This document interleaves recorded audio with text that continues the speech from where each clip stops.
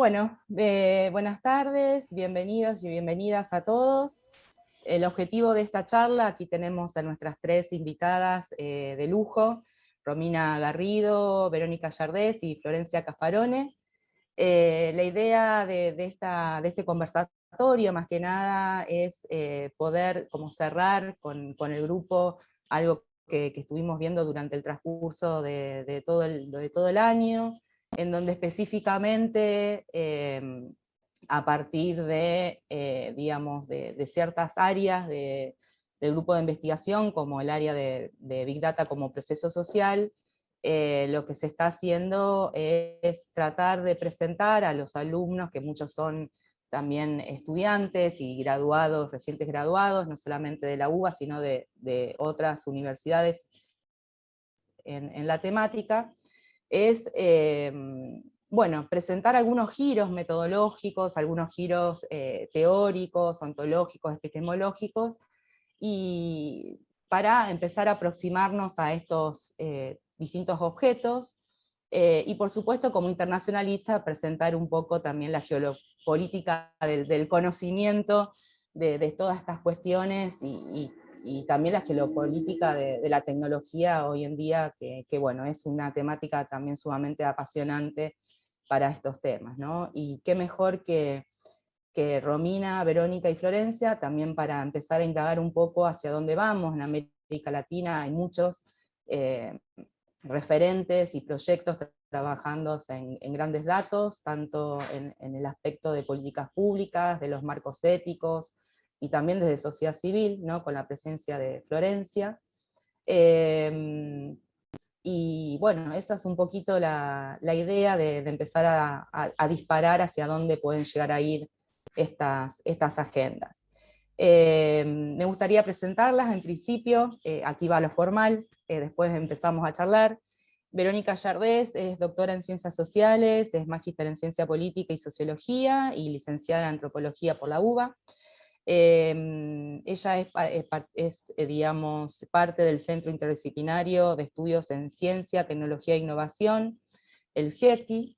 Allí coordina el área de Big Data y datos abiertos, y específicamente hoy nos va a contar un poco sobre el proyecto ORFAI. Romina Garrido es abogada y magíster en Derechos y Nuevas Tecnologías de la Universidad de Chile, profesora de Ética de Datos en la Escuela de Negocios de la Universidad Adolfo Ibáñez e investigadora asociada del GovLab, del cual nos va a comentar un poquito hoy, y específicamente del proyecto Transparencia Algorítmica en el Sector Público, sumamente interesante. Y por último, Florencia Casparone, desde la pata de Sociedad Civil, que tenemos hoy presente aquí. Es economista con especialización en ambiente, trabajó también en diversas áreas del sector público, tanto en la Ciudad de Buenos Aires como en la provincia de Buenos Aires, en temáticas de tecnología e innovación, y actualmente es coordinadora de proyectos de la organización Democracia en Red. Y allí nos va a contar también algunos proyectos que, si bien, como decíamos antes, tal vez no son directamente relacionados a grandes datos, sí, como los conocemos o como lo podemos tipificar, tal vez, sí hay algunas otras naturalezas de grandes datos que ellos están trabajando. Así que bueno, dicho esto, muy bienvenidas a las tres. Y me encantaría empezar la charla preguntándoles a cada una, si quieren en el orden que la fui presentando, sobre cómo y por qué las motivó a acercarse a estos objetos, a estos estudios, ¿no? de los grandes datos o de los datos en general. Bueno, no tengo respuesta para la primera pregunta. No. No, un poco la pregunta disparadora que nos habías dicho era ese recorrido, y bueno, es cierto, yo soy antropóloga de formación inicial, vamos a llamarlo así. Los antropólogos somos muy cualitativos en nuestra perspectiva metodológica, y los datos pueden ser también cualitativos. Esa es la primera reflexión epistemológica que quiero hacer. Pero la segunda es que siempre nos interesamos junto con un grupo de compañeras, de hecho, de ahí de filo, de antropología, en cuestiones relacionadas con tecnología. Entonces mi tesis de licenciatura tuvo que ver con el desarrollo de ciertas tecnologías en trabajo, o algunos trabajos que fui haciendo a lo largo de la licenciatura, digamos. y después orienté todos mis esfuerzos en articular el activismo, si queremos, por el conocimiento abierto, específicamente en el movimiento por el software libre, y la tecnología que tiene asociada esto, y de allí trabajé en la maestría y en el doctorado directamente con algunas industrias culturales, vamos a llamar, o sea, con objetos digitales y con las problemáticas que tenían relacionadas con el trabajo. Entonces, entre el activismo, la trayectoria, las cosas que les pasan a uno en la vida, los proyectos que van apareciendo en el camino, el pasaje entre tecnología y derechos, vamos a llamarlo así, software libre, del software libre al conocimiento libre, del conocimiento libre a los datos abiertos. Con Virginia y con Celeste también nos conocimos en ese marco. Nosotros, no sé si vos, Virginia, pero Celeste seguro, yo trabajé mucho tiempo también en el Ministerio del Interior en una propuesta de trabajo colaborativo que era un portal dedicado a funcionarios municipales donde trabajamos temas de gobierno abierto en términos generales, de datos abiertos en particular y de software libre también en particular, que ofrecía algunas herramientas al respecto. Y junto con Lina Montoya, de hecho, en ese ámbito particular, y ella sigue trabajando temáticas de gobierno abierto en el Ministerio del Interior, hicimos nuestro recorrido vinculado a los datos y a separar esta idea de que datos abiertos y gobierno abierto es lo mismo, que también es importante destacar. Y de ahí, bueno, pasar a la investigación en el CIECTI, que es un centro que está orientado a la innovación y que es un ámbito no solamente de investigación, sino que trata de hacer intervención de alguna manera y que tiene varias aristas. Yo fui allí a participar de una línea que comenzó siendo Big Data, que después fue Big Data y datos abiertos, y en donde lo Big quedó perdido un poco en el camino en esta discusión sobre cuáles son los conceptos de los que estamos trabajando, y nos estamos enfocando más claramente sobre los datos o sobre ciertos activos digitales que salen del trabajo de investigación de las personas o que salen de la vida de las personas. Después les voy a contar un poco más del proyecto ARPA en particular, pero ese es un poco el recorrido. Y bueno, y un vínculo permanente con proyectos de desarrollo de software que también hacen que uno tenga cierta, ¿no?, cintura como para vincularse con grupos interdisciplinarios donde se trabaja con datos, que siempre hay con datos grandes, si querés, o con datos complejos, donde siempre hay un componente informático y estadístico fuerte. ¿Y Romina, en tu caso? Hola Virginia, hola Vero, Florencia y Tania, Celeste, que nos acompañan. En mi caso, bueno, yo como contaste soy abogada de profesión, pero siempre he sido como una abogada bien particular, nunca he estado como muy interesada en el litigio, ni muy interesada en encerrar la profesión con otros abogados, que es lo que tradicionalmente sucede. Son de repente actividades muy de claustro, muy de nicho y donde cuesta abrirse hacia otros grupos.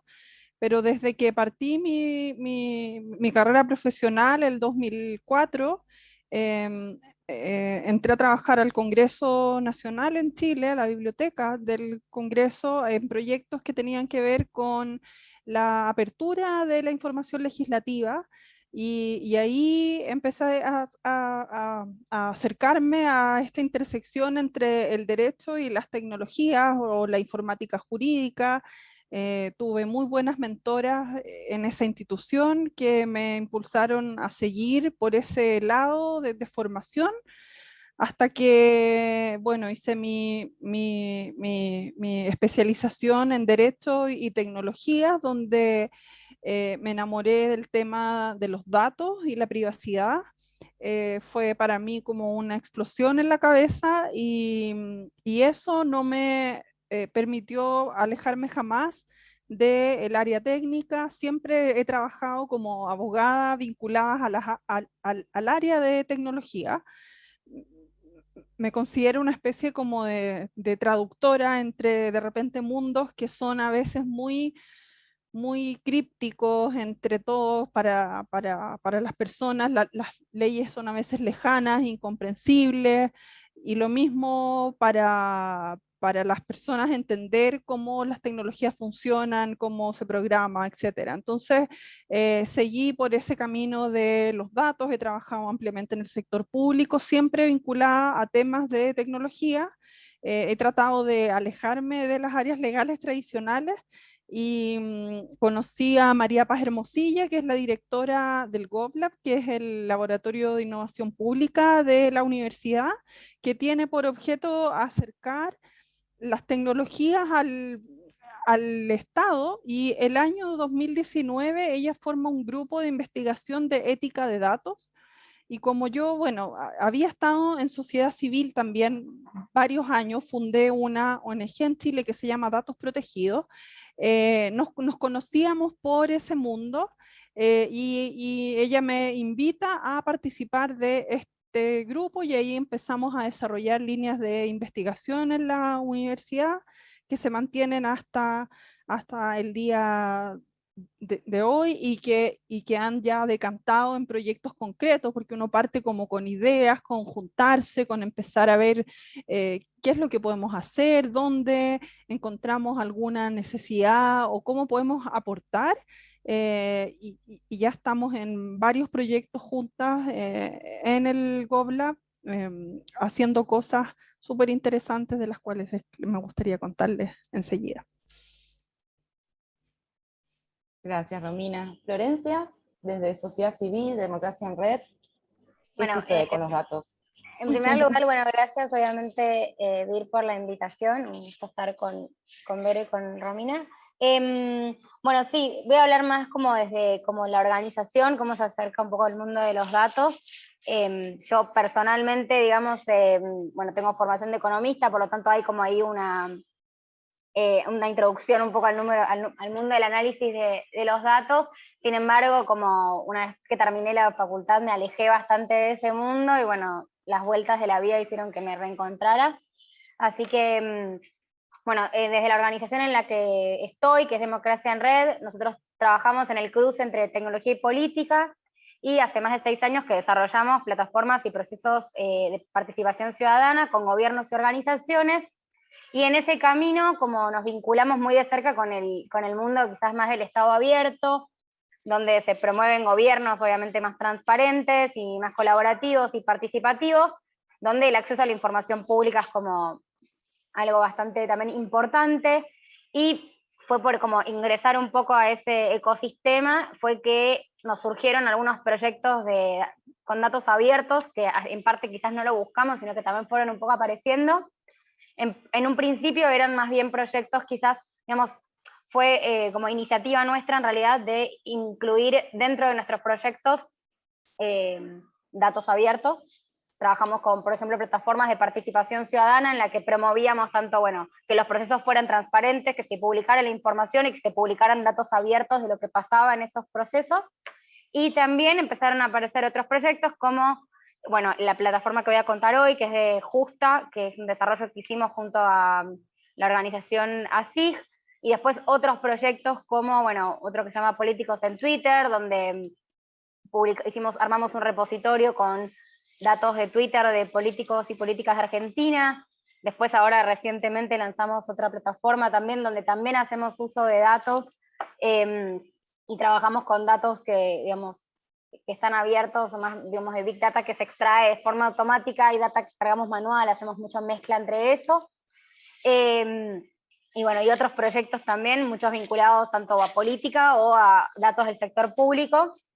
Y justamente un poco también lo que mencionaron como nuestro trabajo justamente es hacer un trabajo con equipos interdisciplinarios, donde trabajamos con desarrolladores, con, bueno, analistas de datos, diseñadores y, bueno, y también profesionales más de las ciencias sociales y del mundo de la comunicación, y nuestro enfoque está más bien orientado a como quizás digamos, ofrecer acceso a la información que sea clara, que sea como de una manera en que se pueda consumir, digamos, traducir un poco esa información para que sea comunicada. Y también nos interesa más bien como el uso de los datos para la práctica, porque bueno, es un poco lo que nosotros trabajamos, tal vez no tanto para la investigación, sino el uso de datos sí, puntualmente para ser usados. De hecho, más bien mi rol como en el trabajo con datos no está tanto en el análisis puntual, sino en cómo armar proyectos donde se pueda, como, bueno, cómo vamos a usar estos datos en pos de un proyecto concreto y eso justamente lo que hago en Democracia en Red, y también que mencioné antes que estaba contando, soy ayudante en un seminario que es el Laboratorio de Políticas Públicas, también en la Facultad de Ciencias Sociales, donde justamente mi rol, casi todo el equipo es, bueno, digamos, se dedican específicamente, ¿no?, al análisis de datos, y mi trabajo un poco en la materia es poder encauzar el uso de esos datos para que no solamente quede en el análisis de los datos, sino que se creen proyectos a partir de eso. En general, entonces, mi rol en el uso de datos está más bien por ese lado. Así que bueno, eso es un poco como la introducción, y eso es lo que más me interesa, y también donde creo que yo más puedo aportar, ¿no? Como también ahí eso, algo que me parece que está bueno compartir es quizás como el análisis de datos o el uso de datos para las ciencias sociales, en este caso la ciencia política, es muy interesante, pero bueno, que también como traer que hay lugar para diferentes roles y perfiles de personas, no todos tener ese rol de ser analistas y poder tener la capacidad de, bueno, pasarse muchas horas y conocer de programación y de uso de sistemas, ¿no?, de herramientas para el análisis de los datos, sino también tiene que haber personas que puedan como interpretarlos y llevarlos esto, poder comunicarlos, como también decía Romy, poder como traducirlos a otros espacios, como hay lugar para distintos perfiles, y yo creo que está bueno como un poco la puerta grande de decir, bueno, el análisis de datos no es solamente para quienes tienen como esas habilidades específicas técnicas, sino que es más amplio de lo que uno cree. Sí, perfecto, Florencia. Lo último que comentaste justamente también es la idea, ¿no? En principio, por lo que comentaba Romina también y Verónica, el tema de bueno, poder estar dentro de toda esta temática de datos desde las ciencias sociales.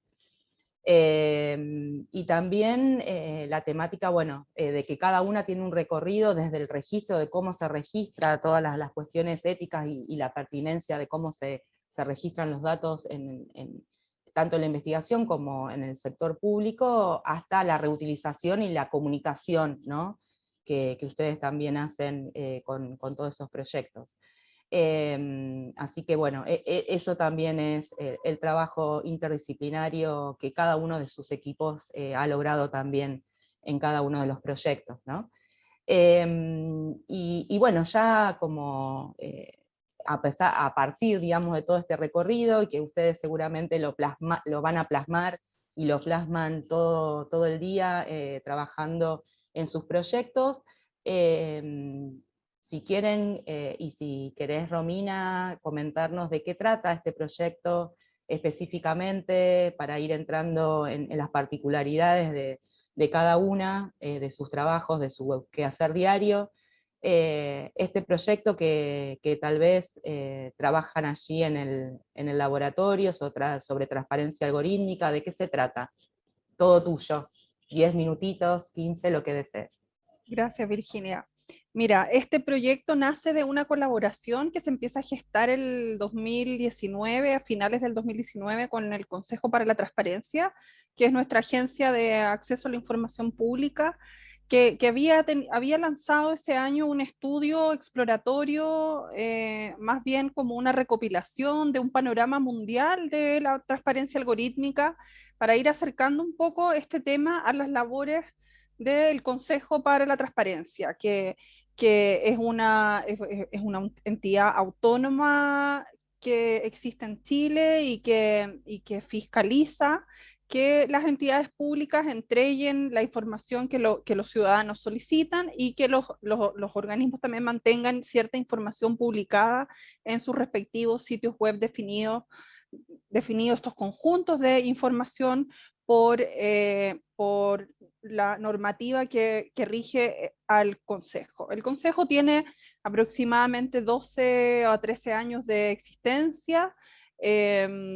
Ha hecho una labor que ha sido fundamental para la transparencia en Chile. Nosotros veníamos de una cultura de mucho secretismo, de lucha contra contra malas prácticas en el Estado donde se declaraba el secreto de documentos simplemente por razones administrativas y sin que las personas tuvieran la posibilidad de reclamar. Chile obtuvo una sentencia de la Corte Interamericana de Derechos Humanos que lo obliga a ponerse al día en este tipo de legislación, y bueno, nace la Ley de Transparencia y el Consejo para la Transparencia como una autoridad reguladora.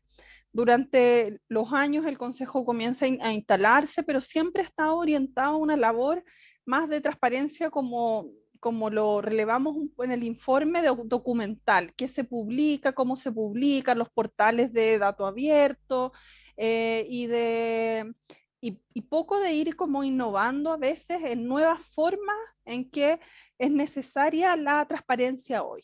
Entonces el Consejo hace este estudio, que está público también, que es de transparencia algorítmica, que es un estudio donde entrevista a algunos expertos, y bueno, nace este interés en generar una colaboración mutua para primero descubrir cómo está el uso de los sistemas de decisiones automatizadas en el Estado, porque mucho se dice que están, bueno, en nuestra vida día a día. Cada vez que nosotros usamos el teléfono tenemos un algoritmo que puede ayudarnos a que nuestra vida sea mucho mejor, pero que también hay mecanismos de vigilancia, pero existía poca información acerca de cómo el Estado estaba utilizando estas herramientas para mejorar la vida de los ciudadanos.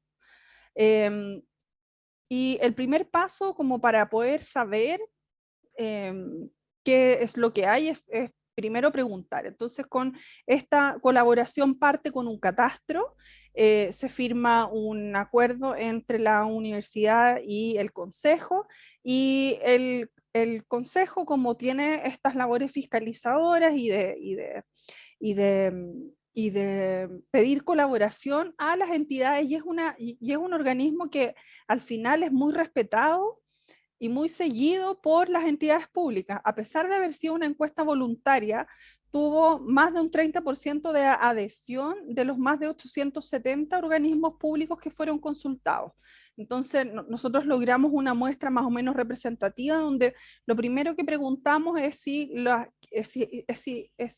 entidades públicas estaban usando algún tipo de sistema de decisión automatizada, porque buscábamos más allá de la inteligencia artificial, cualquier sistema algorítmico que pudiera apoyar o reemplazar la decisión humana en un proceso administrativo, en la entrega de un beneficio, en la atención de salud, en el monitoreo en el área sanitaria, en cualquier ámbito. Y cómo son estas cosas, tuvimos nuestros primeros desafíos, que las entidades tendían a informar todo, desde sistemas de automatización de pago, por ejemplo, como sistemas de decisión automatizada, hasta portales de datos abiertos, hasta registros de workflow, de trabajo, que no era lo que nosotros estábamos pesquisando finalmente, porque estábamos pesquisando estas herramientas que el Estado puede usar para reemplazar, apoyar la decisión que finalmente toma una entidad respecto de una persona. Tuvimos que depurar muchas de las respuestas. También fue interesante que muchas entidades nos respondieron que no usaban estas herramientas cuando públicamente las declaraban, y hacían las autoridades puntos de prensa diciendo, bueno, vamos a implementar un sistema de reconocimiento facial en la comuna para tal cosa, vamos a implementar inteligencia artificial para el seguimiento del coronavirus, por ejemplo, y después en la respuesta a este estudio decían, no, nosotros no usamos estos sistemas. Entonces, nosotros nos acercábamos a esas entidades, les mandábamos esta información de una manera amable, diciendo, mire, usted declaró en tal parte que este sistema existía, si quiere puede actualizar su respuesta, y eso finalmente, bueno, con las 14 entidades que nosotros pesquisamos, que respondían que no, pero que en realidad era así, no obtuvimos ninguna respuesta de esa réplica. Y raya para la suma, finalmente se logró identificar 92 sistemas de decisiones automatizadas con diferentes niveles de impacto. Uno pudiera pensar que no son tantos, pero hay que pensar de que hay muchos de ellos que son administrados al nivel de gobierno central y se despliegan a nivel local en más de 300 comunas en Chile, entonces eso se cuenta como un sistema, pero que impacta una cantidad de personas significativa. Por ejemplo, en Chile el sistema de admisión escolar, que ubica a los alumnos en un establecimiento basado en ciertas preferencias o ciertas reglas, más bien dicho, que están en la ley, se decide a través de un algoritmo. No es inteligencia artificial, es un algoritmo que está implementado por el Ministerio de Educación. Ellos tienen un sitio web donde explican hasta con un video cómo funciona. Es como, creo yo, de los buenos ejemplos que hay en Chile de transparencia, entre comillas, pero habían muchos otros casos donde la única información que está disponible actualmente es a través de la respuesta que nos dieron estas entidades,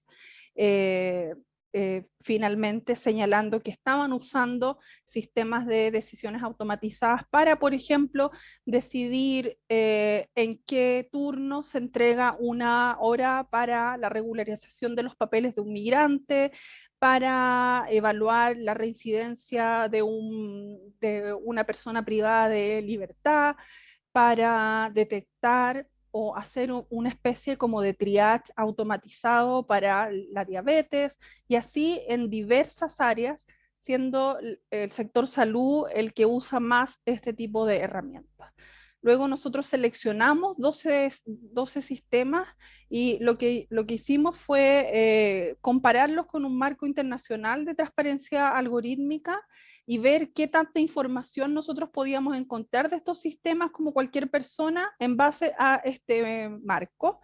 Y no nos fue tan mal como pensábamos, estábamos muy pesimistas, pero resulta que esta misma ley de acceso a la información ha hecho que las entidades revelen mucha información, pero la información no está ordenada, está dispuesta en internet o está ahí para distintos fines, está en presentaciones del Congreso, está en cuentas públicas participativas, está en micrositios de las mismas entidades. Entonces había que hacer una especie como de, de cherry picking de todo lo que uno andaba buscando para poder responder este estándar, y finalmente ver que si realmente este estándar era el que nosotros como sociedad chilena y de acuerdo a nuestras propias legislaciones el que necesitamos.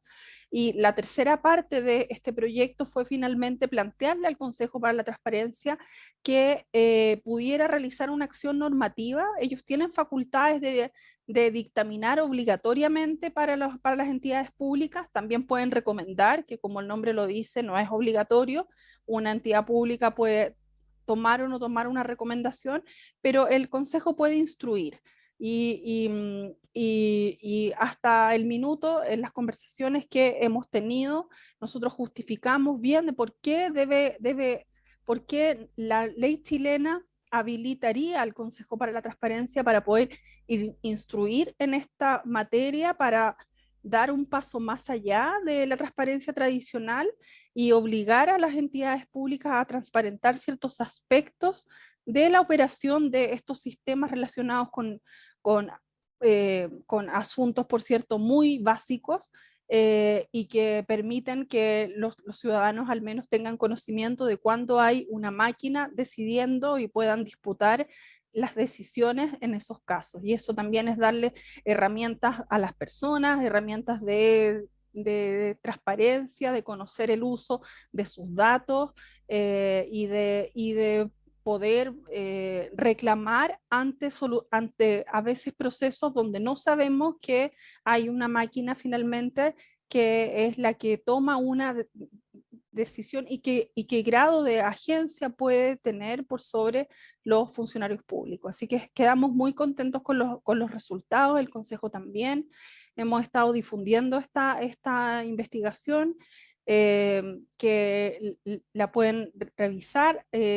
También tenemos un micrositio en el GovLab que se llama algoritmospublicos.cl, donde hay 50 casos con información pública, porque no todos los casos del catastro, que son estos 92 sistemas, tienen información pública. Nosotros la tenemos porque la pedimos, y pudimos obtenerla porque estábamos en alianza con el Consejo, porque también hemos tenido experiencias de investigación como cualquier ciudadano, donde nos ha tocado pedir información a las entidades y ha sido un fracaso las investigaciones de pedirle a 7 agencias públicas información sobre sus sistemas automatizados, donde al final, si bien tenemos una ley que nos entrega herramientas, todavía hay a veces resistencia por entregar cierta información, y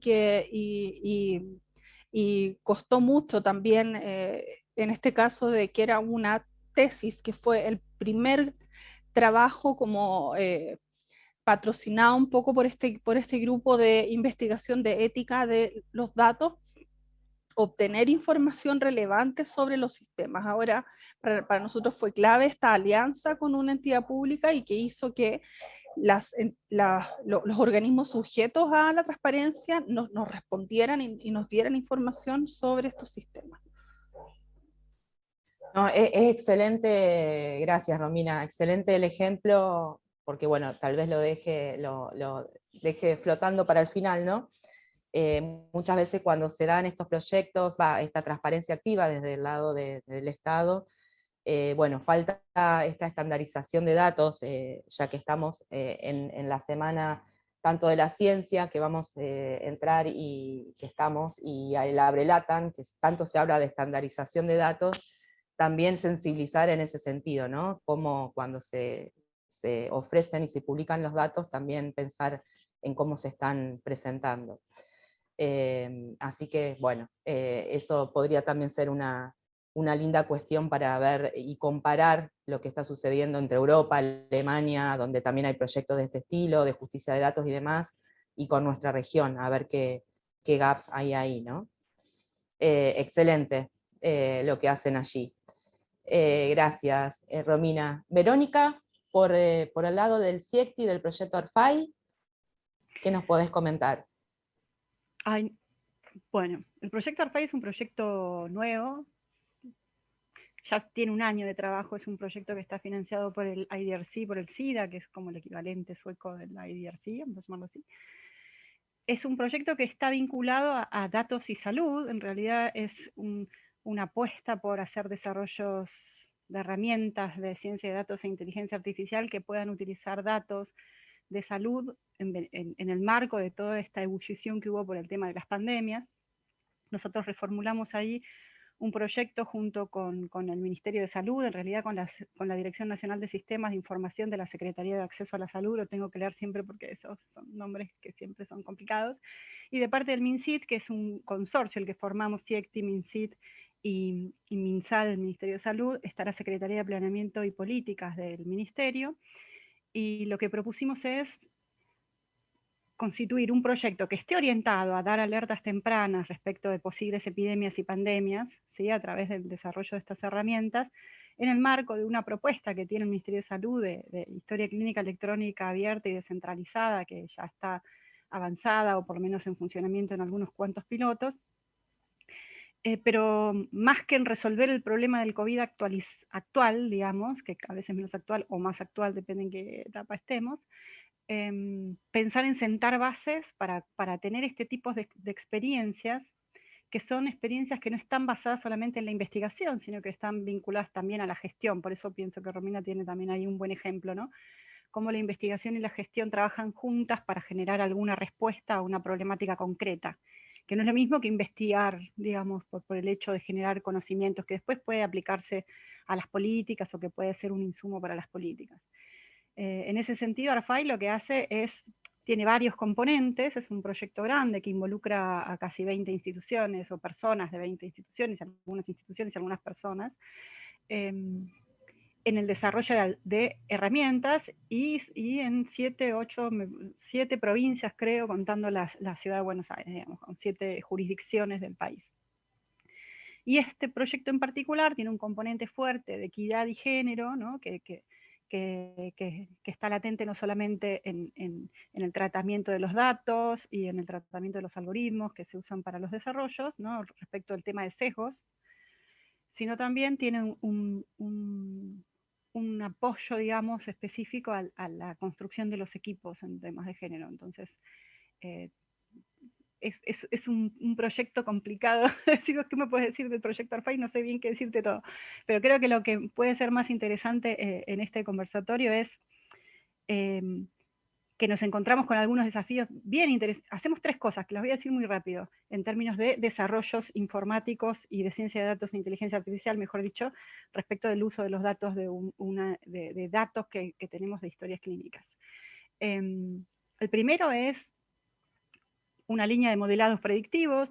Tuvimos ya una experiencia con un equipo de la Universidad Nacional de Entre Ríos para hacer un modelo basado en agentes, que lo que hace es usar datos abiertos del entorno, algunos datos de la historia clínica electrónica, y vincularlos en función de cambios que se pueden dar en el ambiente para tomar determinadas decisiones, o para apoyar la toma de decisiones de aquellos que tengan que decidir, ¿no? En esto que decía Romina, son herramientas que no reemplazan las decisiones de la gestión pública, digamos, de la pandemia o las gestiones de salud, ninguna de las que proponemos. De hecho, están pensadas en términos de piloto, porque lo que quería decir hace un ratito es que si los objetivos son esos, la meta mayor, digamos, ¿no? Como el propósito más general del proyecto está más vinculado a generar las condiciones de que sea posible trabajar con tecnologías en salud, trabajarlas de una manera ética, trabajarlas de una manera equitativa, ¿sí? O sea, estamos poniendo esfuerzos en construir capacidades y en hacer pruebas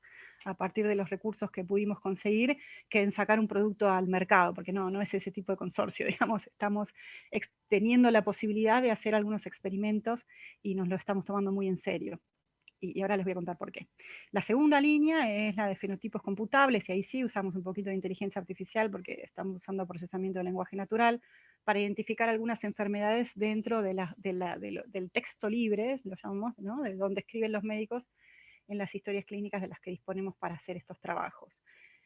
Y ahí, bueno, trabajamos con algunas enfermedades priorizadas por el Ministerio de Salud, COVID, dengue, neumonitis, o sea, neumonías, siempre me falta alguna, pero bueno, son las que les preocupa, digamos, al Ministerio de Salud y que pueden expresarse en el marco de toda digamos, de las diferentes geografías, ¿no? Hay algunas que hay más dengue acá y menos dengue allá, pero qué sé yo, bronquiolitis hay en toda la República Argentina. Entonces, esas priorizaciones las hace desde el lado de la gestión, le pasa el requerimiento a la investigación y nuestros equipos de investigación trabajan con esas enfermedades. Eso era para un poco mostrar ese workflow. Y el último, que es un tablero más orientado a ciencia de datos, ¿no? De trabajo con datos, para la mesogestión, que es a partir de la información que se vuelca en las historias clínicas, visualizar en definitiva algunas consideraciones, algunos indicadores epidemiológicos y a la vez contrastarlos con los datos del Sistema Nacional de Vigilancia en Salud o de Vigilancia Sanitaria, el SNVS, ¿no? Todo esto es para mejorar ciertas tomas de decisiones y para generar alertas tempranas adentro de lo que son las jurisdicciones, ¿no?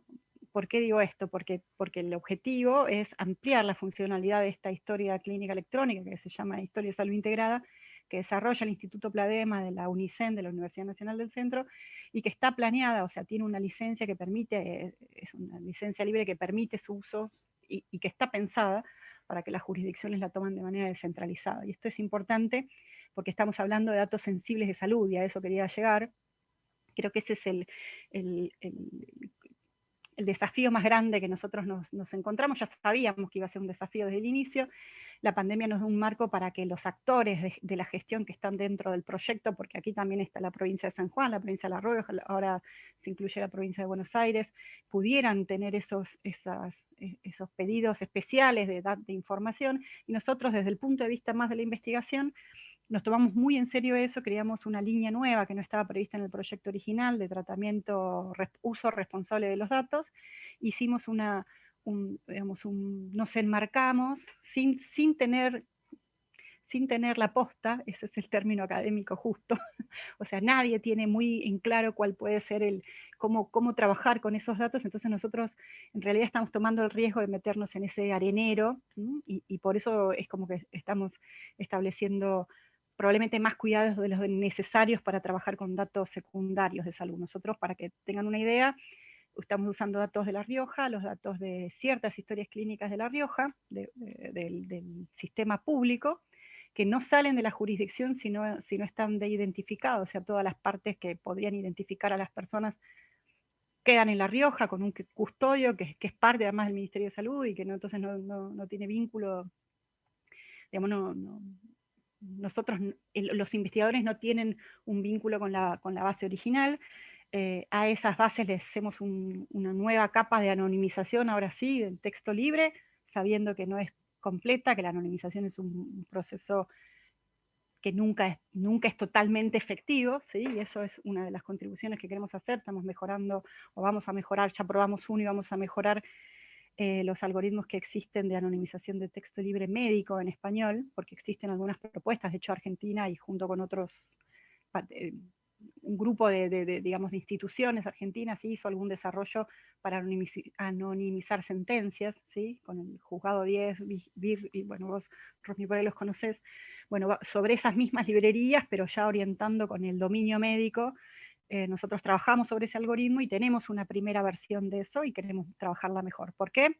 Porque uno de los desafíos más grandes del trabajo con datos de salud es trabajarlos para la investigación, porque los datos de salud están disponibles en materia de prestación del servicio de salud y nosotros estamos haciendo investigación para que el servicio de salud se preste mejor y en ese sentido estamos cubiertos, pero además de todo esto que estamos haciendo sobre los datos, todos los investigadores e investigadoras que están vinculados tienen una capacitación previa y todos los datos que estamos trabajando, y cada equipo trabaja con los datos mínimos que necesita, están en el centro el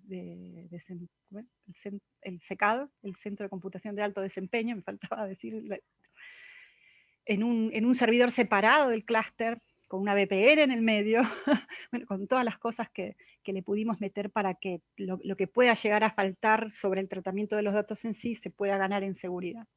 Pero el aprendizaje de todo eso, además de que ya tenemos una versión piloto de las tres cosas y que vamos a ir por más porque vamos a seguir trabajando con fenotipos computables, porque eso o sea, eso ya es más técnico y tiene más que ver con los objetivos técnicos, ¿no? Pero en materia de desafíos y de lo que tiene que ver con esto, nosotros sacrificamos, y ahí va un poco en línea con lo que decía Romina, y de esas herramientas que usan los estados para apoyar decisiones, porque esto no las reemplaza evidentemente, lo que nosotros estamos a veces es bajando la frontera tecnológica de las técnicas de ciencia de datos e inteligencia artificial que se pueden hacer, o que se podrían hacer, o que le encantarían hacer a los investigadores que dicen, uy, estos datos nunca estuvieron tan disponibles, voy a hacer todos estos cursos y voy a integrarme al proyecto para hacer esta cosa que está buenísima, y que nosotros a veces no hacemos porque no tienen explicabilidad, porque no están supervisados, ¿se entiende? Porque que van más por el lado de técnicas que dejan la caja negra cerrada, y no podemos dejar una caja negra cerrada en datos tan sensibles y en cuestiones tan sensibles como la salud. Entonces yo creo que este proyecto nos enseñó, además de estas cosas que tienen que ver más con las técnicas, con la informática y con el margen de error y con cosas que son más propias de las herramientas y de los productos, nos enseñó que hay mucho todavía que recorrer. En esta semana también se están dando las jornadas de informática en salud, que son organizadas por el Hospital Italiano de Buenos Aires y qué sé yo, y estuvimos presentes en algún conversatorio donde se trabajó estos temas de identificación de datos de salud para trabajos científicos, digamos, para trabajos de investigación, y efectivamente no hay un consenso. Entonces es algo pendiente sobre lo que nosotros tenemos que contribuir. No es que no hay marcos normativos, es que no alcanzan para situaciones parecidas a estas. Entonces hay un margen para la interpretación que no deja tranquilo a ningún investigador. Nosotros, hasta que no tuvimos el ok de un comité de ética, que tal vez no hubiera sido necesario en otro contexto, no sé, nosotros fuimos por el camino más noble que pudimos en ese sentido, digamos, o sea, hacer todo un camino como si estuviéramos probando drogas en, no sé, ¿no? Y estamos usando datos identificados de historias clínicas del pasado. Pero bueno, siempre hay algo mejor para hacer sobre eso, y siempre hay un avance en el que aportar. Y con la cuestión, además, de que no solo está la investigación y la gestión, sino que son proyectos que involucran, y es lo que decía un poco Florencia y vos, Romina, también, pero especialmente Florencia, ¿no? La informática, la estadística, pero el dominio médico, porque tenemos médicos en nuestros equipos, y un montón de otras consideraciones que están asociadas a las necesidades del policy maker y del usuario final, de nuestras ideas. Entonces, por un lado, piloteamos, hacemos las pruebas, vemos la factibilidad del uso de esos datos, le queremos sacar valor sin perder los derechos de las personas que son los dueños de esos datos. Entonces, en esa tensión permanente de generar valor y de la apertura, ¿no? De la apertura de datos privados, sino esto de que hablábamos de las trayectorias por ahí de cada uno, ¿no? Que venimos como de un palo medio aperturista y que a la vez somos las mismas comunidades las que nos preocupamos por la privacidad, nosotros nos encontramos con la situación esta, ¿no? Como tenemos la posibilidad de avanzar en algunas cosas con el cuidado de las otras y vivimos en esa tensión permanente. Así desde el punto de vista más antropológico y no de gestión de los proyectos, que es un poco lo que hago yo ahí, ¿no? La coordinación más de gestión técnica del avance de los proyectos, yo creo que tiene este proyecto ARPAI tiene mucho para decir y probablemente lo haga más post-mortem, ¿no? Cuando todo esto termine, digamos, ven, estas fueron y salgamos de la vorágine, ¿no? Y podamos ver que estas son cuestiones que siguen latentes, que no tienen definición todavía, pero que bueno, hay caminos que se pueden mostrar y hay areneros que se van a hacer, ¿no? Entonces esa transparencia algorítmica de la que hablaba Romina es para nosotros toda la documentación de las propuestas que nosotros hacemos. Pedimos la transparencia total, desde el sistema de anotado de nuestros doctores en el texto libre para fenotipar, hasta el modelo matemático que hay atrás de un modelo basado en agente. Y todo eso está explicitado en los documentos y en el código. Bueno, como vos dijiste, Verónica, es un proyecto que tiene tantas aristas que bueno, lleva un montón de, bueno, y es tan emergente también la temática, por lo que vos comentás en algunas cuestiones, que ahí estaría buenísimo, o sea, la curiosidad me mata, el tema del plan de gestión de datos de investigación es el proyecto para ver ese plan de gestión. Pero bueno, en otra oportunidad. Así que, no, sí, excelente todo bueno, el desafío también por el contexto de salud, pero también, ¿no? Por estas cuestiones, estos desafíos de infraestructura que me imagino que habrán tenido también. Bueno, muchas gracias, Verónica. Florencia. Bueno, voy yo. Bueno, súper interesante ambos proyectos. Estoy como con ganas de seguir indagando. Bueno, de mi parte, bueno, voy a contarles un poco de Justa, que es un proyecto que desde Democracia en Red desarrollamos para SIG, que es la Asociación Civil por la Igualdad y la Justicia acá en Argentina, que nos convocaron a fines de 2019 para trabajar en una plataforma de visualización de datos de la justicia nacional, tanto del Consejo de la Magistratura, la Corte Suprema, el Ministerio Público Fiscal y el Ministerio Público de la Defensa. Bueno, porque obviamente desde ASIC vienen trabajando en todo lo que es la transparencia y bueno, intentando, ¿no?, hacer incidencia para que la justicia sea un poco más abierta y más transparente, lo cual es como bastante difícil y es un desafío súper grande. Quizás en otros poderes están más avanzados, pero en la justicia puntualmente es más complejo y claramente tienen como más retraso en lo que tiene que ver con el cumplimiento de la Ley de Acceso a la Información Pública. Entonces, bueno, desde la organización venían haciendo ese trabajo de incidencias, hay ciertos datos publicados, entonces información que desde estos organismos fueron publicando, entonces obviamente desde así hacían análisis de estos datos, incluso los han completado, han creado datos por su cuenta, pero bueno, siempre digamos, lo comunicaban a través de informes, a través de artículos, de análisis de esto, hasta que, bueno, con esta propuesta lo que querían hacer era poder volcar toda la información en una sola plataforma y que estuviera disponible para que también otras personas puedan hacer sus propios análisis y puedan ver esta información de forma clara, que hasta ahora, digamos, de alguna manera los únicos que podían quizás hacer un análisis eran ellos, digamos, de la organización de ASIC, porque obviamente como que, bueno, y en realidad bueno, antes quiero mencionar que, bueno, como que los objetivos entonces eran exponer esta información que está disponible, pero que no está disponible para nada, digamos, de una forma clara, y también que sirva, ¿no?, esto para exponer a estas áreas respecto a, bueno, esta información que ustedes publican, digamos, incidir para que estas áreas sigan publicando la información, ¿no? Porque ahora la publican de una manera un poco oculta, y es de alguna manera decir, bueno, vos ahora lo estás publicando, pero de una manera que no se muestra, no es del todo clara. Bueno, mira, yo sí lo puedo hacer de forma clara, así que ¿por qué no lo haces vos? Y nos ahorramos, digamos, ese paso.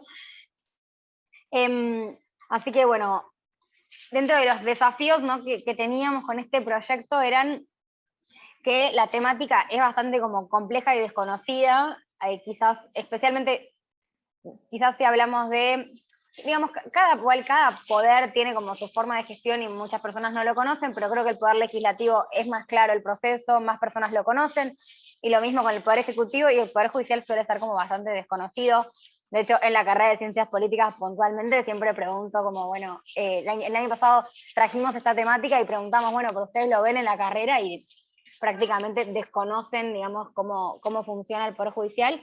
Así que teníamos ese desafío de no solamente trabajar con la información que estaba disponible, sino que además poder explicar un poco como a las usuarias qué es lo que se iban, digamos, qué era, cómo funciona la justicia. Así que, y por otro lado teníamos otro desafío, que es que los datos, la verdad es que los datos publicados por el Consejo de la Magistratura están todavía hasta el día de hoy incompletos, están bastante crípticos, que es algo igual que se da en casi todos, muchos portales de datos abiertos donde se publican, pero la verdad es que al final los datos, una vez que los descargas, el nomenclador de los datos no es del todo claro. Bueno, obviamente te dice digamos, te indica qué significa cada variable, pero en el fondo después no te explica cómo hacer para reutilizarlo, entonces tenés que volverte un especialista en la temática para poder entender cómo utilizarlo.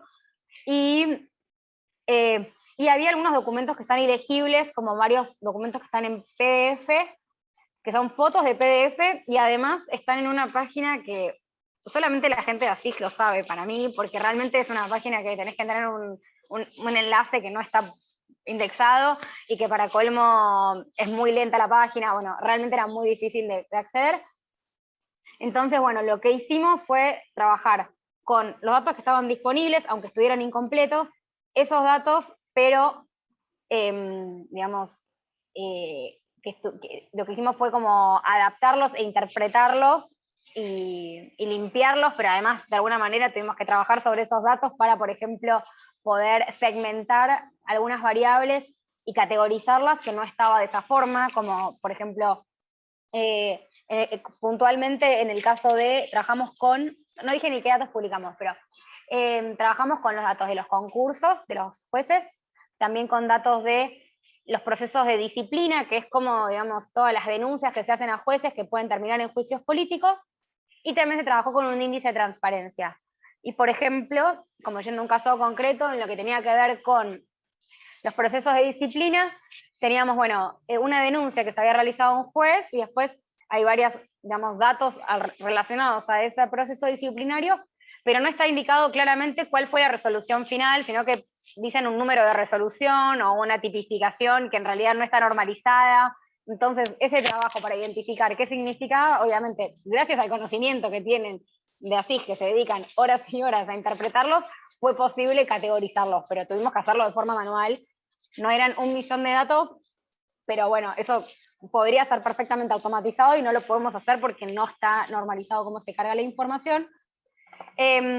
Y por último, usamos también datos que fueron construidos por ASIG, como por ejemplo un índice que tienen de transparencia, que hacen en función de varias también, digamos, armaron un índice con diferentes variables donde miden las respuestas a los pedidos de acceso a la información y bueno, otros datos para poder obtener ese índice de cumplimiento, ¿no?, de la ley de acceso a la información pública.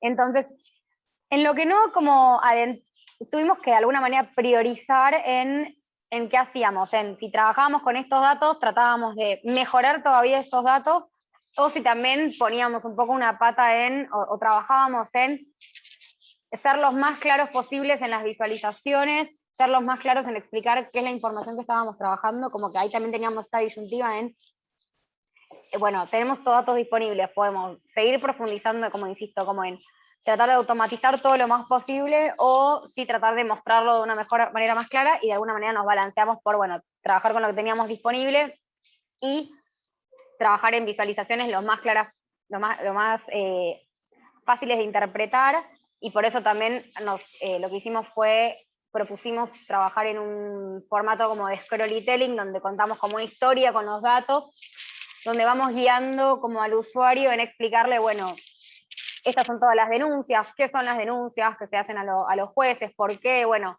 como cuáles eran esos insights que nosotros teníamos ya con la información, como, bueno, todo lo que ya fuimos detectando, y después disponibilizamos como la base de datos completa para que se puedan hacer las interpretaciones que quien quiera, digamos, hacerlas, puede hacerlas, pero queríamos guiarlos porque realmente la temática es como bastante desconocida, bueno, sí, desconocida y difícil de entender, ¿no? Y lo mismo, bueno, con el caso, por ejemplo, de los concursos, también hicimos como una explicación de cómo son los concursos de los jueces, y al final hicimos unas tablas explicativas donde puedes ver como el proceso en el que se seleccionan los jueces, donde lo que logramos fue mostrar de alguna manera eso, cómo es el proceso de selección o cómo es un concurso de jueces de forma muy clara que, digamos, en ningún otro lado está de esa manera tan fácil de entender. Y en ese caso, que ahí está como quizás esto que aclaro de que priorizamos tanto mostrarlo de forma clara, fue que no hicimos tanto trabajo de scrapeo, de automatizar los datos, de automatizar la carga de los datos, que ahora quedó como algunas cosas quedaron todavía, hay que actualizarlas de forma manual, en parte porque obviamente en la fuente de los datos, que es un poco como ahí el gran problema, la fuente de los datos que no está completa, entonces ese trabajo que hay que hacer de completarlo tiene que ser manual. Después estos datos que están en PDF, que realmente hacer el trabajo de lectura de esos PDFs iba a llevarnos demasiado tiempo y termina siendo más fácil hacerlo de forma manual. Y así también con otros de los datos que utilizamos, que están tan dispersos y es tan complejo ese trabajo que, bueno, quizás en algún momento como la próxima etapa sea poder automatizar, que eso también me parece como muy, muy importante. Y más que nada, bueno, eso es un poco como lo que tengo para contar del proyecto, que es, bueno, cómo tratar de mostrar, usar datos muy incompletos, pero que con trabajo y con conocimiento de la temática creo que se pueden visualizar de una forma clara. Y bueno, obviamente igual como insisto en que nuestro como horizonte o hacia donde lo que queremos igual con esta herramienta es que eventualmente, como siempre está esa esperanza de que los organismos empiezan a publicar la información de una manera más fácil de consumir, porque bueno, ese trabajo lo estamos haciendo y está buenísimo, pero en realidad debería ser, ¿no?, un trabajo que tendrían que hacer, tendría que servir de ejemplo para que los mismos organismos suban la información de una manera más clara. Tal vez no con tal nivel, ¿no?, de explicación y detalle y como con ese rol tan pedagógico, aunque sería ideal, pero por lo menos acercarse un poco más, ¿no? Pasamos como de algo que no se entiende a algo que ya es como muchísimo más bajado a, no sé si cualquier persona, pero por lo menos alguien que no es necesario ser experto ni pasarte 1.000.000 de horas tratando de interpretar la información. Así que eso es un poco como lo que nos interesaba en este proyecto y lo que hicimos. Gracias, bueno, pero ahí última cosita, sí. Igual, y ahora estamos igual en otra etapa. Estamos haciendo como la 2.0, que es mejorar aún más como las visualizaciones, porque encontramos que al final que quizás los datos estaban muy ocultos y bueno, llevarlos un poco más, jerarquizarlos un poco más, así que bueno, seguimos en ese proyecto, ¿no? Por eso es que también lo traigo hoy. Gracias, Florencia. No, sumamente importante el tema de la comunicación clara, que se está laburando en algunos sectores de la justicia, pero muchas veces falta tal vez aprovechar a lo mejor los planes de acción de gobierno abierto para hacer algún tipo de reunión ahí colectiva, colaborativa, para trabajar los metadatos justamente de todos estos datos que vos comentabas y lograr un lenguaje que también sirva para otro tipo de, ¿no?, sostener la especificidad de la cuestión de la justicia, pero también que sirva cuando se va a reutilizar el dato, que esta metadata sirva, ¿no?, y que esté completa y demás, que sea bastante interesante después reutilizarlo, ¿no? sin olvidar siempre lo importante de la alfabetización de datos, bueno, de cómo el ciudadano puede leer eso que está en el portal, ¿no? ¿Por qué? ¿Cómo le impacta en lo cotidiano? ¿Qué significa? Así que bueno, las tres ahí, desde el tema de la justicia, la salud y bueno, la política pública en general, han sido tres proyectos sumamente interesantes, sus recorridos, todos los desafíos que quedan por charlar un ratito. Así que si tal vez en cada una puede identificar, tal vez para después darle el cierre a Celeste, algún desafío que ustedes crean, no solamente en su área, lo que están trabajando, sino en general, que es un desafío realmente para América Latina en estas temáticas. ¿Cuál sería? No necesariamente en lo técnico, sino también en lo curricular, en algunos otros aspectos más de colaboración y demás. En 2 palabritas cada una, si quieren como apuntar ahí, identificar hacia dónde pueden llegar a ir estas agendas, ¿qué les parece? Yo había escrito 2 o 3 cosas que no tienen nada que ver con lo que veníamos hablando, así que no sé si sirva. Pero tienen que ver con lo que, digamos, con los proyectos, ¿no? Que no son los mismos, porque a mí me encantaría decir el desafío de la reutilización de datos de salud, pero no va por ahí, esos datos no son reutilizables así. El desafío es investigar con datos de salud sin poner en juego la privacidad de las personas, que son los dueños, y la confidencialidad y todas las normativas. Entonces, hay un desafío de marco que está bueno y que hay que aprender a transitar y hay que, según lo que comentaban los especialistas, ¿no? Yo en estas reuniones que les comentaba de las jornadas de informática y salud, hay que tratar de transformar, ¿sí? Eso por un lado. Después, respecto de los datos que sí se ponen a disposición, como hablaba Florencia, yo creo que hay un desafío, eso lo vimos en el CIECTI con algunos de los documentos que escribimos sobre datos abiertos, de reutilización. O sea, hay esfuerzos enormes. Salud tiene algunos casos, digo, los datos del Sistema Nacional de Vigilancia en Salud también se ponen disponibles sobre COVID en formatos abiertos, entonces se hace un CCB enorme que sale todos los días, y qué sé yo, y tienen un nivel de reutilización bajo.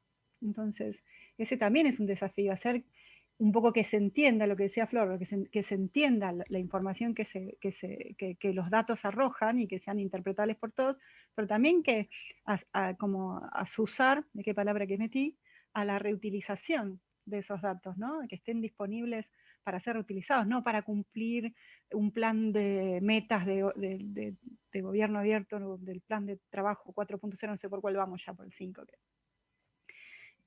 No tanto para ese sentido, sino porque efectivamente tratemos de generar ese valor, identifiquemos cuáles son los que generan valor y cuáles no, y también con la alerta siempre de quién está aprovechándose de la apertura de esos datos y quiénes no. Y una cosita que no está en el mismo nivel de estos desafíos, pero que sí rescato de lo que dice Florencia y lo que dijo Romina también cuando presentó su proyecto, y es cómo se revolea en definitiva la información, cómo se busca. Entonces, los organismos públicos la pueden poner disgregada y alguien hace el esfuerzo de juntarla para medir la transparencia de algunos algoritmos. O el equipo de Florencia hace un esfuerzo por juntar información que también está dispersa y la pone a disposición de los ciudadanos para que se visibilice mejor y se entienda mejor algunas cosas.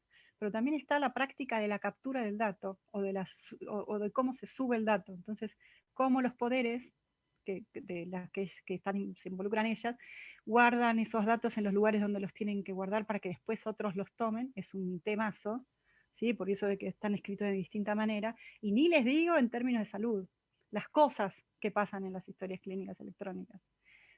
Por eso la capacitación, entre comillas, la sensibilización sobre estos temas y la capacitación, sí, la formación de los actores que capturan el dato también es importante. Y mira, te pongo un ejemplo para que veas qué quilombo. Nosotros estamos desbinarizando, hicimos todo un esfuerzo de trabajo y de mesas de ciertos diálogos con algunos actores, no con todos, porque es un trabajo que todavía está pendiente, ¿no? Pero con algunos actores para desbinarizar la historia de salud integrada, la historia clínica. Entonces, hablamos con distintos organismos, los juntamos en una mesa, vimos cuáles podían ser las categorías de género, ¿sí? para la aplicación de la Ley de Identidad de Género Argentina en esta historia clínica, y que haya más posibilidades. Eso demandó un montón de esfuerzos, no un acuerdo específico, un consenso específico, sino una mejora, ¿sí?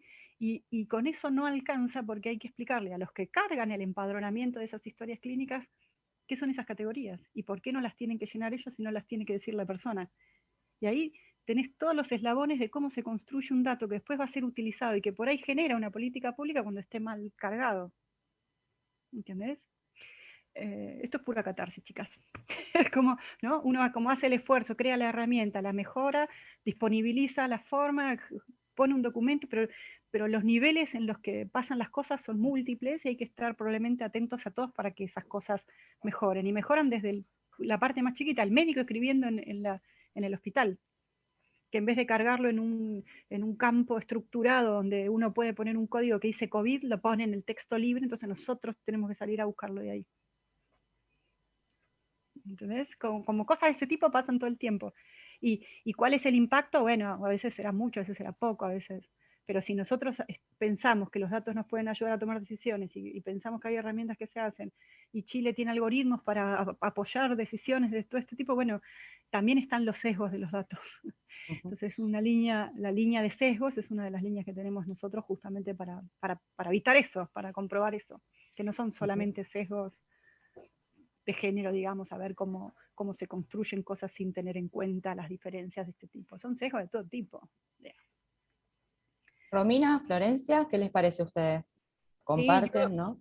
Yo comparto lo que dice Vero. De hecho, creo que de los principales desafíos que tienen las políticas públicas en materia de datos son congeniarlas con temas de privacidad, porque muchas veces se ve la privacidad o la protección de datos como normas que obstaculizan el uso de datos, cuando deberían ser entendidas por los aplicadores de las políticas como todo lo contrario, normas que van fijando marcos de regulación y marcos de crear infraestructuras que al final respeten los derechos de las personas, no que obstaculizan la investigación científica, la reutilización, los datos abiertos.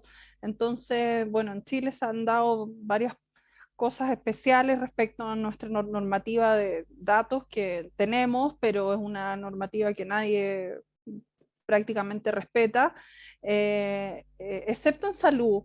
Y siento como estos proyectos de los que habla Vero bien cercanos. Trabajé 4 años como asesor en el MinSal, también en proyectos de historia clínica compartida, proyectos que no prosperaron al final, que se judicializaron. No, mira, terminaron pésimo.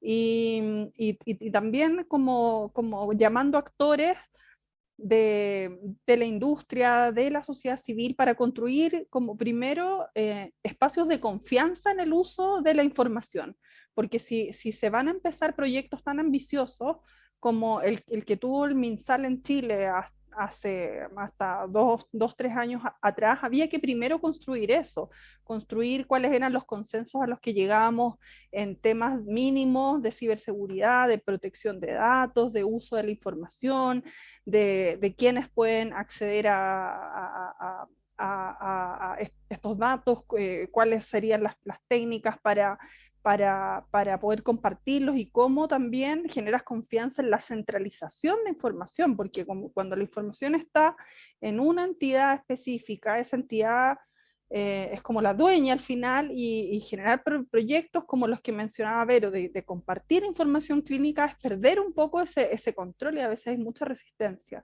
Entonces, por eso, perdón, ahí te aclaro, Romy, por eso es descentralizada la historia, está bueno, porque sería un problema que sea centralizada. Ah, claro. En este caso era cada entidad tenía que generar sus propios registros clínicos electrónicos, pero debían ser interoperables entre sí, lo que era el desafío finalmente, porque cada uno con sus propios desarrollos, con sus propias empresas, con sus propios proveedores de tecnología, y queriendo un poco resguardar el uso de esa información, escudándose un poco en estas restricciones de privacidad que se pueden sortear si los proyectos se hacen bien al final.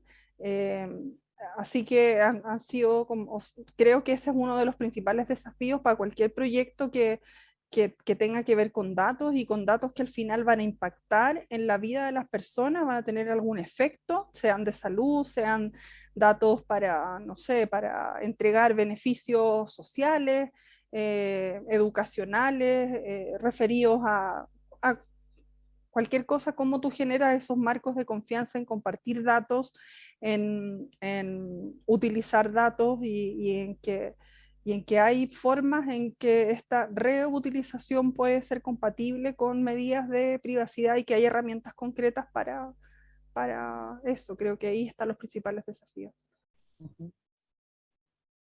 ¿Flor? Bueno, creo que obviamente coincido con lo que ambas dijeron, y de hecho yo iba a sumar lo mismo que también me había notado para traer, que era que creo que el desafío es el de trabajar en la privacidad de los datos, tanto del sector público, pero también obviamente del sector privado, aunque el sector privado creo que en algunos aspectos lo cumple mejor, y que sí, principalmente ese tema, porque después obviamente creo que hay otros que están relacionados, que tienen que ver, bueno, con los algoritmos y, bueno, uso de inteligencia artificial y demás, pero que creo que también con una buena regulación de datos y una buena regulación sobre la privacidad de los datos, creo que también se puede, como todo ayudaría, ¿no?, a mejorar un poco el marco, como decían, el marco regulatorio o el marco sobre el contexto sobre el que trabajamos, y que me parece súper importante. Y también teniendo en cuenta eso, estando como que en nuestros países quizás, o sea, en este país, pero especialmente en Argentina voy a hablar obviamente, estamos como bastante retrasados en ese tema, la ley de la privacidad de los datos, de protección de datos personales ya tiene sus años. De hecho, nosotros trabajamos también en un proyecto ahora como una pequeña una investigación sobre, como de referencias de otras leyes de otros países, porque realmente creemos que es algo sobre lo que se tiene que hablar y se tiene que actualizar, pensando un poco hacia futuro. Entonces creo que eso es como lo más importante, ¿no? Después, obviamente, igual coincido con todo lo que mencionaron. Perfecto. Bueno, no sé si Celeste, como para ir cerrando ya, y les comentamos que también esta charla la van a poder encontrar en el canal de YouTube de la FESOC, específicamente del grupo de investigación, así que Celeste, si quieres cerrar. Aquí estoy. Espero se me escuche. Ay, cambié la luz y es un horror, pero bueno. Bueno, gente, la verdad súper interesante. Aún en perspectivas distintas, trabajos distintos, en direcciones diferentes. Me quedé pensando mucho y me contuve de hacer preguntas, Verónica, bueno, porque digo, tu trabajo a la luz de la pandemia cobra como una vida diferente, ¿no? Pero bueno, igual digo, creo que hay cosas que no forman parte de la pandemia y que ya pasaban antes y hay aspectos ahí de privacidad, bueno, que en algún momento charlaremos de manera más específica, porque es amplísimo, no se termina más. Quería sí hacer algo más hacia adentro, más endogámico, ya que tenemos una antropóloga, puedo usar esa palabra sin problema, que exogámico, que hacía las invitadas. Y quería en realidad preguntarle a Virginia por qué había pensado, qué universo de sentido tenía a la hora de titular así esta charla, que puede convertirse en un ciclo o no, pero digo, ¿qué deposita ella en esos términos? Porque de alguna manera ella tiene a cargo la parte de tecnopoder, es algo que a mí me interpela muchísimo en lo personal, en un montón de aspectos, y quería saber de qué iba eso, cómo lo veía ella. Bueno, a ver, la cuestión es, en principio, como les decía antes a Romina, Florencia y Verónica, particularmente me interesa que muchas veces en estas charlas surjan tal vez interconexiones entre ellas, que si no se conocían puedan seguir laburando, mismo con el grupo. Pero bueno, el título. En principio, siempre me gusta cuando hablamos de futuro, y esta palabra que es que es tan renombrada en muchos circuitos hoy en día, ¿no? En el diseño, en la innovación, en la política misma, en la administración pública misma, que nos sirva para repensar también. Me encantaría la cuestión proponer o repensar qué significa la apertura en estos casos, qué significa qué reflexión tenemos sobre el gobierno abierto, hacia dónde va, como decía Verónica, para la ciencia misma, para la investigación abierta, ¿no? Todos estos desafíos que implicarían hacia adentro también del sistema científico, pero especialmente pensar en la temática de datos y en esta cuestión de la construcción social y bueno, de estos aspectos de la geopolítica y demás, en la que estamos todos inmersos, en cierta terminología o mecanismos que están y que faltan en muchos marcos nacionales y regionales, marcos, por ejemplo, de cómo compartir los datos inter gestión pública y gestión pública hacia afuera, y esos mecanismos específicamente hablan de cooperativas de datos, y que muchas veces en América Latina todavía no sucede. O sea, estamos trabajando muchas veces, estamos solapando o trabajando muchas cosas a la vez, y perdemos la energía tal vez en compartir infraestructura, en compartir datos, en compartir capacitaciones, habilidades, competencias, que muchos de estos grupos trabajando sociedad civil, Estado, academia, privados juntos, podrían llegar a trabajar con una sinergia fantástica y hacia un, si se quiere, bien común, entre comillas, con un objetivo preciso, ¿no? Hacia por qué usar los datos y por qué pensar en una justicia de datos en América Latina bien situada. ¿Qué significa para América Latina, para Chile, para Argentina, eso que se llama justicia de datos por otros ámbitos, ¿no? Por Europa y por allí, dando vuelta? Más o menos lo que comentaba Romina. Realmente cuando trabajamos con datos en el sector público está impactando en la gente, ¿no? Están impactando en la educación, en la salud, en qué leemos, en qué no leemos, cómo nos informamos, etcétera, etcétera. Bueno, es bastante amplio, y lógicamente siempre en un marco ético, y no tener miedo a empezar a incidir en esta búsqueda de estas brechas de marcos, de policies necesarias para empezar a trabajar en esto, ¿no?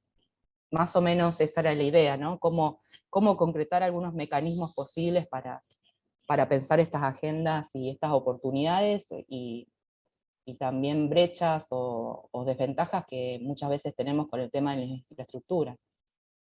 Bueno, podríamos continuarlo a investigación. futuro, digo.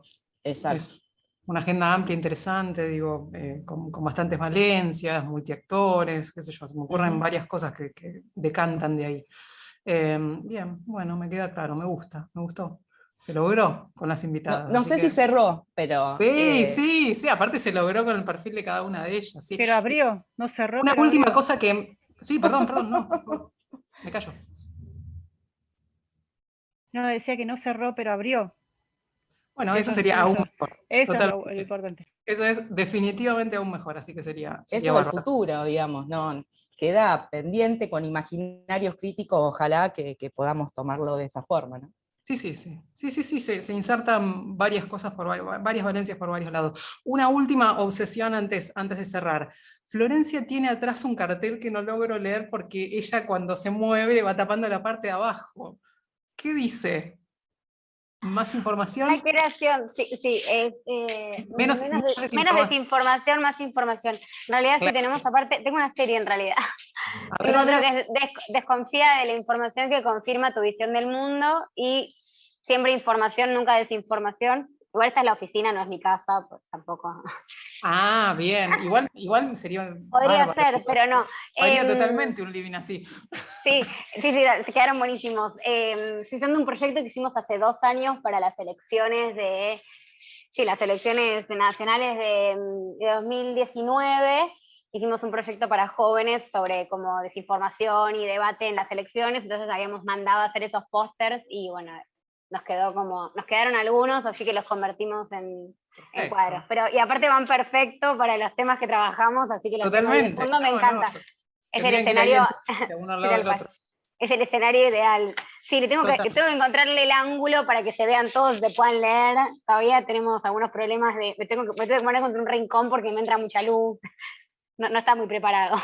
Claro, Bueno, constantemente tu cabeza lo tapaba y yo estaba como obsesionada, digo, por ahí gira, imposible, ¿no? Pero bueno, me obsesionó en toda tu exposición.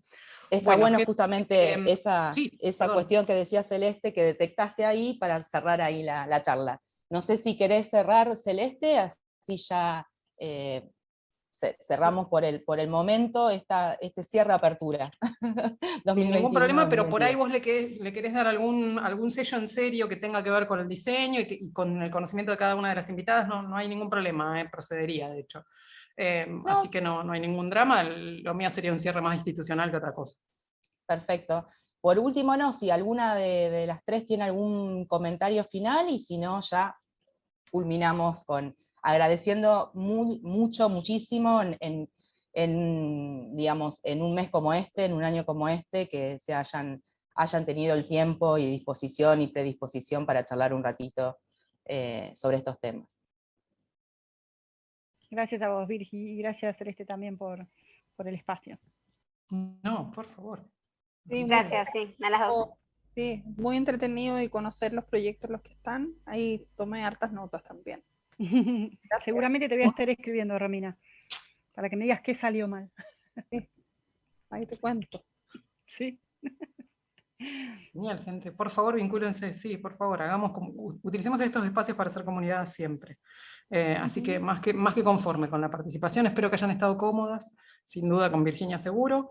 Y nada más, no resta nada que decirles, agradecerles la presencia. Cualquiera de ustedes que quiera el video, después por la difusión y ese tipo de cuestiones, por supuesto solo lo piden, nada más. Y cuenten con nosotros, sigamos con la conversación, ¿sí? De la manera en que creamos más pertinente, pero sigamos hacia adelante pensando todo esto. ¿Les parece? Bueno, gente, muchísimas gracias. Muchas gracias, hasta luego. Chau. Chao, chao, gracias.